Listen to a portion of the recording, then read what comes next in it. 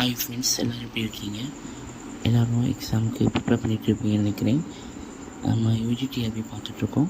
அந்த யூஜிடிஆர்பியில் unit 4ல் குப்லா-கான் poem தான் நம்ம இப்போ பார்த்துட்ருக்கோம்.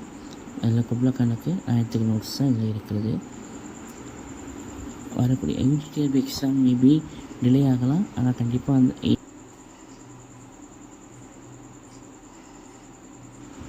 இதில் நம்ம தெரிஞ்சுக்க வேண்டியது என்னென்னா, ரிவரோட நேம் தெரிஞ்சுக்கணும், ஆல்ஃப் ரிவர். அப்புறமா அந்த கேர்ள் வந்து ஒரு மியூசிக் இன்ஸ்ட்ருமெண்ட் ப்ளே பண்ணுவாங்க, டெல்சிமர், அதையும் தெரிஞ்சுக்கணும். அப்புறமா இந்த ஃபஸ்ட் லைன் லாஸ்ட் லைன் ரொம்ப ரொம்ப முக்கியம். லாஸ்ட் டைம் யூஜிடிஆர்பியில் அந்த லைனை கொடுத்து கேட்டிருக்காங்க. மில்க் ஆஃப் பேரடைஸ் வரும்.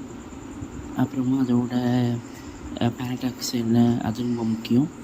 இதில் ஒவ்வொரு லைன்ஸ் நமக்கு முக்கியமாக தான் இருக்குது. அதில் முக்கியமான ஃபேக்ட் அப்புறம் மவுண்ட் அபோரா முக்கியம்.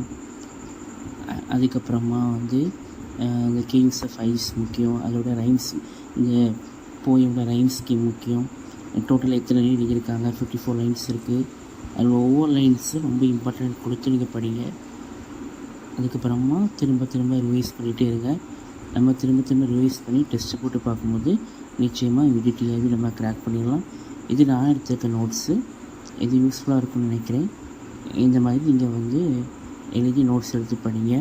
நிச்சயமாக நம்ம வரக்கூடிய யூஜிடிஆர்பியில் நல்ல மார்க் எடுத்து ஸ்கோர் பண்ணுவோம். Is you all the best.